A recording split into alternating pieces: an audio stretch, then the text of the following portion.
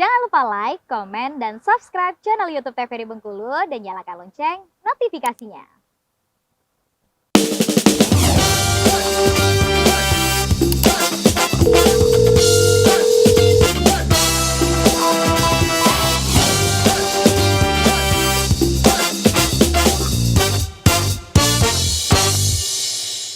Terima kasih pemirsa, Anda masih setia bersama kami di Dokter Kito bersama Kito Sehat. Kita masih membahas mengenai penyakit disentri, masih bersama dua narasumber kita yang luar biasa, tentunya Dr. Elsa Gempitasari dan juga Dr. Wenti Arbayeni. Dokter, kita sudah bahas mengenai apa itu disentri, gejalanya, diagnosisnya, bahkan pencegahan juga dok ya. Lalu nih dokter, kan ketika kita mungkin di salah satu keluarga kita di rumah itu ada yang terkena penyakit disentri, itu kita khawatir dong dok. Otomatis kita khawatir, ini kayaknya aku bakal nular nih. Itu ada cara tertentu dok yang memang harus kita lakukan, apakah minum vitamin kah atau memang ada antivirusnya atau bagaimana dok? Dokter Elsa. Ya, kalau untuk pencegahannya sih secara garis besar yang penting adalah personal hygiene tadi ya. Terus kita memang menghindari kontak langsung, maksudnya adalah kontak dengan si kotoran yang penderita disentri. Misalnya kalau mau membantu dari pasiennya itu ke kamar mandi atau bisa menggunakan handscoon atau sarung tangan ya, seperti itu aja. Tapi kalau untuk vitamin boleh, kalau vitamin itu kan suplemen tambahan, berarti kan dia untuk membentuk imunitas tubuhnya yang baik, seperti itu ya, boleh pengkonsumsian vitamin. Hanya saja mungkin dikonsultasikan juga dosisnya ke dokter, seperti itu ya, apakah vitaminnya ini cukup sekali sehari saja atau 2 kali sehari saja, seperti itu. Terus kalau untuk pengkonsumsian obat antivirus, antibiotik itu tidak disarankan ya, karena percuma juga untuk apa? Maksudnya kalau misalnya dianya itu sudah tahu dianya udah terkena, ini barulah boleh diberikan antivirus atau antibiotik. Tapi kalau memang belum ada gejala apa-apa, tidak disarankan. Itu setelah kita terinfeksi nih dok ya, dari virus ini, itu berapa hari dok? Mungkin berapa hari atau berapa jam nih kita baru bisa tahu nih kita terkena disentri setelah kita menular dok, ibaratnya tuh? Tadi ada ya, kalau kurang lebih dalam 24 jam atau 1 hari sampai 2 hari itu sudah akan ada menampakkan gejala, timbul gejalanya. Jadi lumayan cepat juga ya. Itu tadi kan sudah ada oralid dok ya. Terus ada nggak sih dok langkah-langkah lain yang mungkin kalau seorang ibu nih ya, ibu khawatir nih anaknya apa yang harus dilakukan, gitu. Itu bagaimana dok? Oke, jadi untuk pemirsa TVRI ini, untuk ibu-ibu baru mungkin atau ibu-ibu lama juga mungkin yang jarang ke posyandu, karena kalau kita di posyandu akan selalu kita jelaskan masalah diare ini. Jadi apa yang harus disiapkan oleh ibu-ibu di rumah ketika anaknya diare ataupun disentri ya. Yang pertama adalah oralit ya.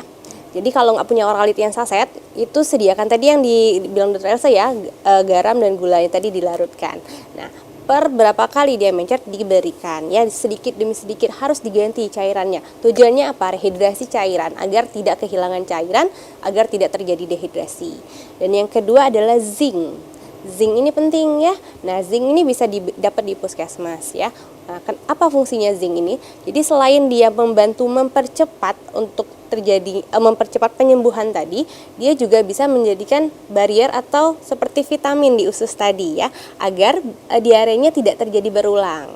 Jadi misalnya udah kena diare ini, nanti 3 bulan lagi itu mungkin dia akan lebih aman karena ada vitamin dari zinc itu. Nah, zinc itu ya Bu, 10 hari pemberiannya ya. Jadi kalaupun diarenya dalam 3 hari sudah sembuh, tetap harus diteruskan sampai 10 hari. Kenapa? Karena fungsinya tadi tidak akan bekerja maksimal untuk melindungi ususnya tadi untuk kedepannya. Maka harus tuntas pemberian zincnya ya.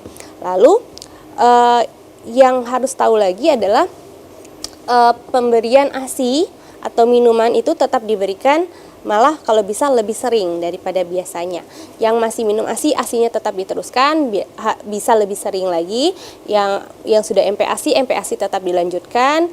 Kalau bisa menunya mungkin diperbaiki, karena tentu anaknya akan lebih rewel, lebih tidak nafsu makan ya. Lalu harus tahu lagi satu lagi nih, tanda-tanda kapan harus ke vaskes atau ke dokter terdekat ya. Yang satu, disertai dengan demam, diare yang disertai dengan demam.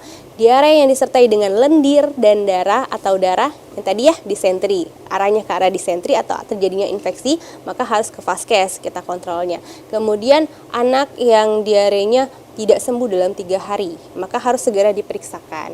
Lalu yang anaknya sudah lemas, tidak mau makan lagi, tidak mau minum lagi, Tidak atau bertenaga, Dok, ya? atau bawaannya ngantuk terus. Nah, itu adalah salah satu tanda dehidrasi ya.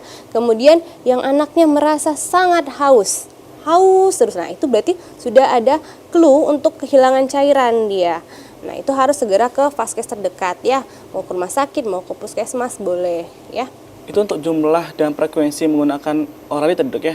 Oralit itu seperti apa sih, Dok? Apakah memang setiap sudah buang air langsung konsumsi Oralit itu? Iya. Bagaimana, Dok? Idealnya seperti itu. Idealnya dia kan pengganti nih, pengganti. Jadi kan diare itu dia semuanya dikeluarin ya, semua elektrolit sama glukosa sama cairannya keluar. Jadi setiap dianya buang air besar atau mencret atau diare itu harus diminum. Bahkan kalau muntah, kalau disertai muntah juga langsung diganti dengan Oralit seperti itu. Itu untuk penanganan ya, Dok, ketika yang terkena disentri tadi anak-anak, orang dewasa, bahkan orang yang sudah lansia, apakah sama atau berbeda, Dok? Mungkin pengalaman dokter nih di puskesmas sih, gimana, Dok? Ya. Kalau berita baiknya kalau dewasa ya, kalau dewasa ini kita bicara dewasa dulu. Kalau dewasa mungkin dianya akan lebih bagus untuk pengganti cairannya. Maksudnya kan kalau orang dewasa kan dia udah ngerti nih kalau memang wajib harus minum air Oralit ini, jadi kan dia lebih gampang pengganti dari cairan. Beda dengan anak-anak, mungkin anak-anak lebih akan sulit untuk pemberian Oralit dan sebagainya. Kalau orang dewasa kita cukup nggak terlalu was-was kalau diare, disentri, tapi tetap pemberian antibiotik dan lainnya, dan kalau memang tidak kunjung sembuh pasti akan kami rujuk atau langsung ke rumah sakit, kami arahkan rumah sakit. Tapi kalau anak-anak tadi yang harus selalu diperhatikan adalah tanda-tanda dehidrasi, demam dan lain yang sudah dijelaskan dengan Dr. Wenti. Karena anak-anak itu dianya itu kan kadang demam aja dia masih aktif. Jadi kadang kita terkecoh dengan aktivitas dia. Tahu-tahu dia langsung lemas aja seperti Ini itu. memang aktivitas tadi, Dok, ya, yang memang membahayakan, Dok, ya. Ternyata disentri sangat berbahaya. Nah, luar biasa sekali, Dok, ya. Terima kasih Dr. Else dan juga Dr. Wenti hari ini sudah memberikan pengetahuan yang luar biasa untuk pemirsa di rumah. Jadi pemirsa di rumah memang sanitasi yang baik juga, serta bagaimana cara menjaga kondisi lingkungan kita terus bersih dan juga nyaman. Jadi memang pemirsa jangan sampai menggunakan obat-obat sembarangan, harus tetap menjaga kesehatannya. Terima kasih hari ini sudah membersamai kami di Dokter Kito. Akhirnya saya Randy Supriyadi mewakili kerabat kerja yang bertugas. Mohon pamit undur diri, terima kasih dan sampai jumpa.